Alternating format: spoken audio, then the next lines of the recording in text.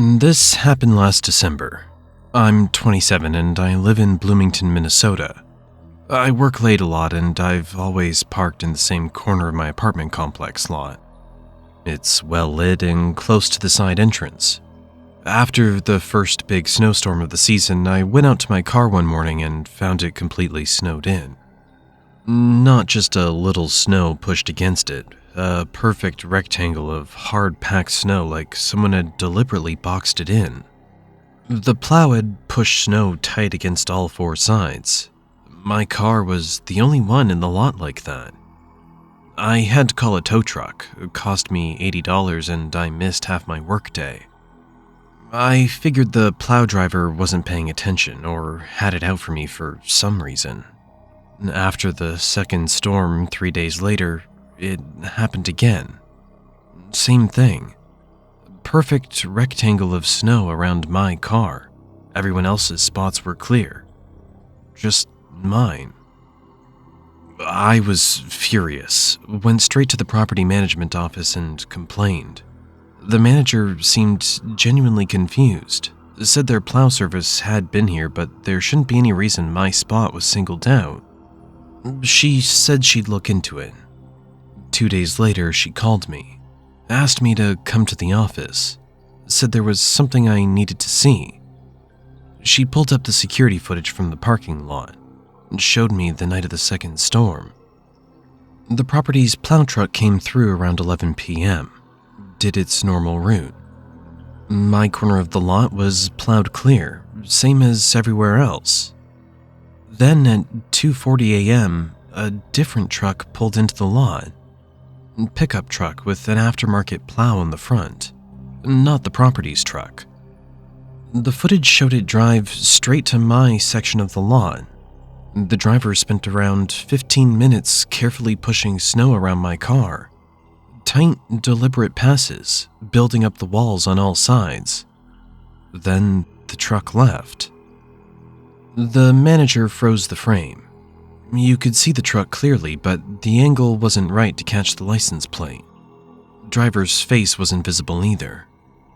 She asked if I recognized the truck or had any idea who would do this. I didn't. She filed a report with the complex's security company and said she'd notify police if it happened again. Third storm came a week later, December 18th. I stayed up, watched from my apartment window. Around 3 a.m., I saw headlights pull into the lot. Same truck, same plow. It drove slowly toward my section, then stopped about 50 feet from my car.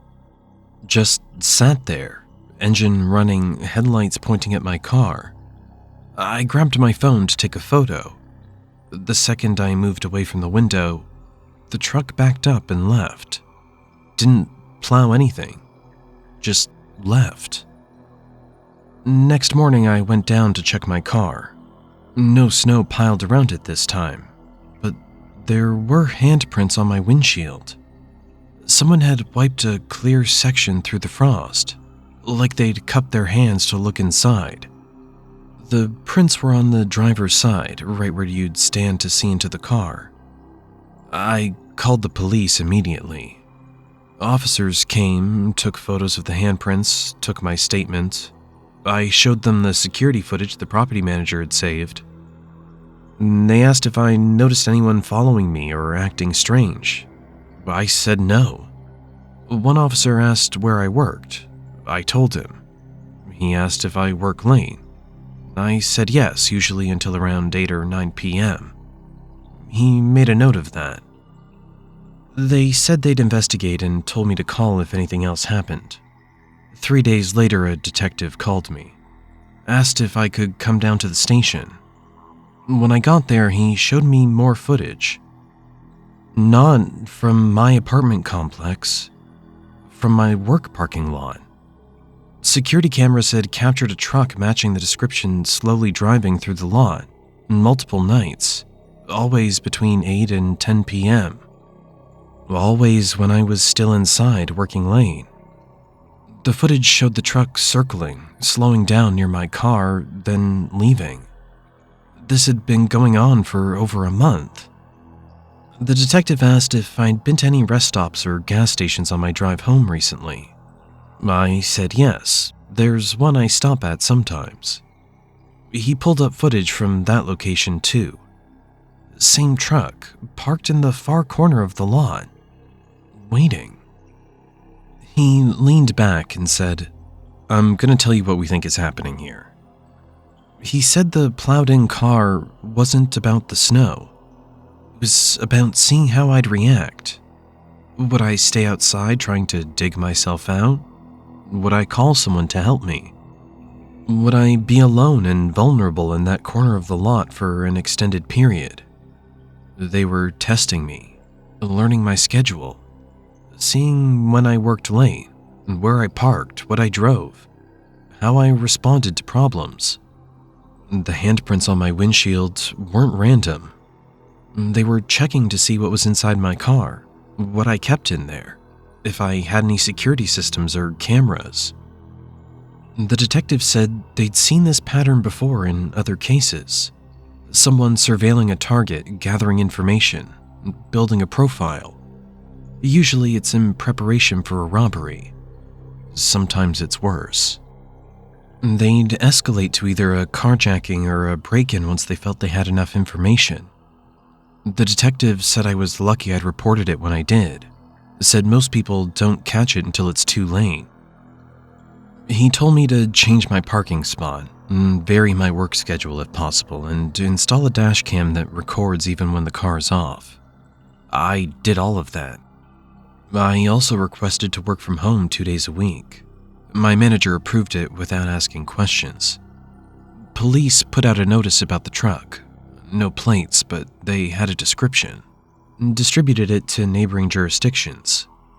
2 weeks later, I got a call from the detective. They'd found a truck matching the description, abandoned in a lot about 30 miles away. Stolen plates, wiped clean. But they didn't find the driver. The detective said the truck had been linked to 2 other incidents. A woman in St. Paul had reported someone plowing in her car. Another woman in Edina had reported the same thing. Both had similar patterns. Worked late, parked in isolated spots, lived alone. One of them had her car broken into a week after the plowing stopped.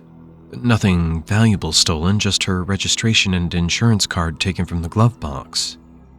Her apartment was burglarized 2 days after that, and while she was at work. I changed my parking spot permanently. I park right under a light now near the main entrance. I don't care if it's farther from my apartment. I installed motion sensor lights on my car, got a dash cam that records 24/7, and I don't work late anymore, not if I can help it. It's been 3 months. I haven't seen the truck again, but I still check my windshield every morning, looking for handprints, looking for any sign that someone's been there. Because I know now that the plowed-in snow wasn't the point. It was never about inconveniencing me.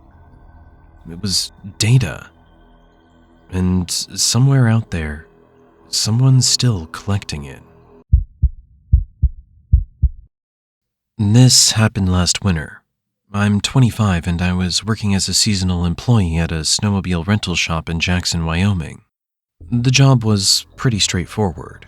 Check people in, get them suited up, go over the safety rules, send them out on the trails. Most rentals were tourists, families, couples, people who'd never been on a sled before. Every sled has a GPS tracker built in. It's for liability and rescue purposes. If someone gets lost or breaks down, we can find them. Around mid-January, I started noticing something weird with one of our sleds. Sled number 14. It kept getting rented by different people, but the patterns were always the same.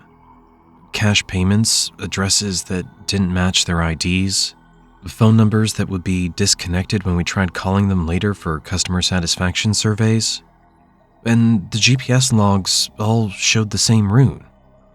They'd start on the marked trails, then after about 30 minutes they'd cut off onto an unofficial spur that leads deeper into the forest, stop for 20 to 30 minutes in the same clearing, and then come right back before we closed at 5 p.m. I mentioned it to my boss. He said as long as they came back with the sled intact and paid in full, he didn't care. But it kept bothering me. On January 28th, sled number 14 went out around 3 p.m. A guy in his 40s, heavy winter gear, paid cash, gave a local address. By 6 p.m., the sled hadn't come back. We were supposed to close at 5, but my boss told me to wait another hour. After that, we'd have to call search and rescue. I kept checking the GPS. The sled was still sitting in that same clearing, hadn't moved in over 2 hours. At 6:30, my boss told me to go check it out before we called anyone. Said it was probably just a frozen tracker or a dead battery. I took another sled and followed the GPS coordinates. It took about 45 minutes to get there. The light was fading and it was getting cold fast. When I reached the clearing, I found sled 14. Engine off, keys still in the ignition, half buried in fresh snow. No rider. I called out, no answer. I looked around. There were boot prints leading from the sled toward the tree line, but they were already getting covered by snow. And then I noticed something else. About 100 yards into the trees, there was a small cabin. Old hunting cabin, looked abandoned. But there was a faint light in one of the windows. I stood there for a minute, just staring at it. Everything in me was saying to turn around and leave, get back on my sled and call this in. But if someone was hurt in there, I couldn't just leave. I walked towards the cabin. The only sound was snow crunching under my boots and wind through the trees. The door was partially open, just a few inches. I knocked. "Hello? Anyone here?" Nothing. I pushed the door open slowly. It creaked. The smell hit me immediately. Musty, like someone had been living there. Wood smoke and something else I couldn't place. I stepped inside. The cabin was set up like someone had been staying there. A sleeping bag in the corner, camping stove, some food supplies. But what made my stomach drop was the wall. There were phone chargers plugged into a small generator in the corner. At least 6 or 7 phones connected to them. Dead phones. Different models, different cases. I picked one up. The lock screen showed a family photo. A man with 2 kids, all smiling. I set it down carefully and looked at the rest. Below the chargers, a few snowmobile helmets hanging on hooks. And pinned to the wall with thumbtacks were laminated rental waivers. From our shop. I stepped closer. Different names, different dates, going back over a year. I counted them. 8 total. All from Sled 14. My hands were shaking. I pulled out my phone and took a photo.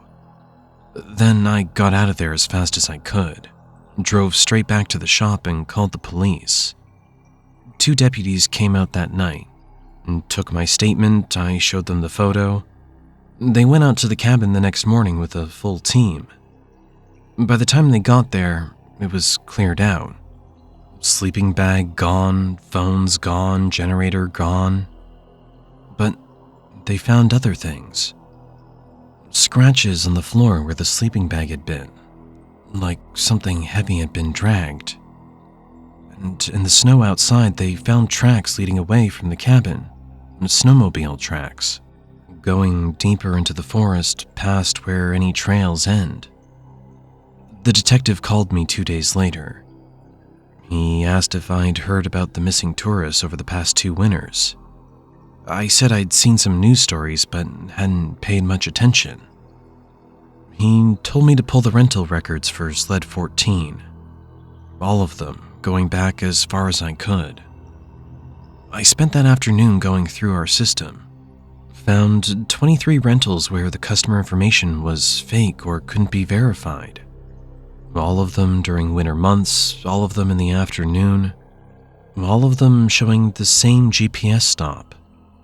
I gave the detective everything. He called me back a week later and told me they were reopening 4 missing persons cases. Tourists who'd rented snowmobiles from shops around Jackson and never returned them. Most had been written off as accidents. People going off trail, getting caught in avalanches, getting lost in storms. But now they were looking at them differently. 3 weeks later, they found Sled 14, abandoned about 30 miles north, wiped clean. My boss decided to sell off all the old sleds and buy new ones. Sled 14 was scrapped. Right before they hauled it away, the mechanic who was stripping it down called me over. He showed me something tucked inside the frame, behind the body panel. A second GPS tracker. Small, cheap, battery-powered. Not ours. Someone had installed their own tracker on Sled 14. They'd been monitoring every single rental. The police took it as evidence. I quit that job in March, moved back east. But before I left, the detective called one more time. Said they'd identified one of the missing people from personal items found near the cabin site. He asked if I remembered checking them in. I pulled up the records. November 2023. Single male, mid-30s. Rented Sled 14. Paid cash. And then I remembered him. He'd asked me about the best scenic trails, wanted to see backcountry. I told him the marked routes were beautiful this time of year. He thanked me and said he couldn't wait. I was the last person to see him before he disappeared. The detective said they hadn't made any arrests. Whoever it was had disappeared into the backcountry. But he told me something else. The phones they'd found in the cabin, the ones plugged into chargers, they'd been able to recover data from 2 of them. They belonged to people on my list, the people who'd rented Sled 14. I don't work at rental shops anymore. I can't. Because I keep thinking about that second GPS tracker. Someone had been watching every rental for at least 2 years, waiting for the right person. Someone alone, someone who wouldn't be missed right away. And I was the one checking them in, handing them the keys, telling them to have fun out there. I sent them to that cabin. Last week I got an email. No subject line, throwaway address. Just a photo attachment. It was me at the rental shop counter from last winter, handing keys to someone I don't remember. The angle was from outside, through the shop window. I checked the photo's metadata. The date made my stomach drop. November 18th, 2023. The same day I checked in the man who disappeared. Someone had been standing outside, watching me, taking pictures. And now, months after I quit, after I moved away, they wanted me to know something. They were there, and they were still watching. This happened last December. I'm 17 and my younger brother is 15. We both play hockey at the community rink in Duluth, Minnesota. December 19th was a Wednesday night. We had practice until 8 p.m. My dad was supposed to pick us up, but his truck wouldn't start in the parking lot. Dead battery from the cold. He told us to walk home. It's only about 1.5 miles. Said he'd get a jump and meet us there. We took the winter shortcut. There's a maintenance road that runs behind the rink, plowed regularly for the Zamboni deliveries. It's lined with light poles and cuts the walk down to about 20 minutes. The road was empty, just us, our gear bags, and the sound of our boots on the packed snow. We were about halfway when I noticed something. Boot prints in the snow, running parallel to ours, same direction. I stopped. My brother stopped too. "What?" he asked. I pointed at the tracks. They were the same stride length as ours, like someone had been walking right next to us the entire time. But we'd been alone. I would have seen someone. My brother laughed it off, said they were probably from earlier. The road gets used during the day. We kept walking. Then we passed the fourth light pole, and I looked back at the prints. They stopped. Not faded, not covered by the wind. They just ended. Like whoever made them had stepped off into the deeper woods. "Did you see that?" I asked. My brother looked. "That's weird." That's when we heard it. A crunch behind us. Slow, rhythmic. We both stopped breathing. Another crunch. I turned around fast. Nobody there. Just the empty maintenance road and the dark trees. My phone rang. My mom. I answered. "Hey, we're almost... Are you guys okay?" She sounded panicked. "Yeah, why?" "A man just came to the rink looking for you. He told the front desk he was your uncle. He knew both of your names. He said he was supposed to pick you up." My stomach dropped. "We don't have an uncle."